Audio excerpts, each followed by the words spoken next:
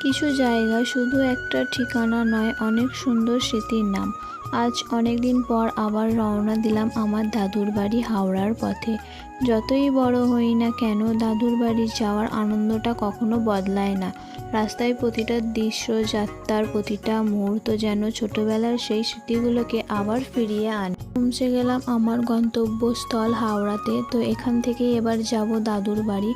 So hello everyone, আমি Sanjana. Welcome back to my channel. সত্যি বলতে এমন মুহূর্তগুলো টাকায় কেনা যায় না। আজকের দিনটা শুধু একটা ভ্রমণ নয়, পরিবারের সঙ্গে কাটানো কিছু অমূল্য সময়। ছোট ছোট মুহূর্তগুলোই একদিন সবচেয়ে বড় স্মৃতি হয়ে থাকবে।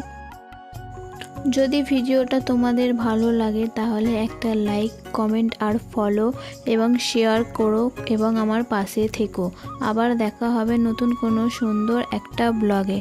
তো আজকের মতো এখানেই শেষ, টাটা।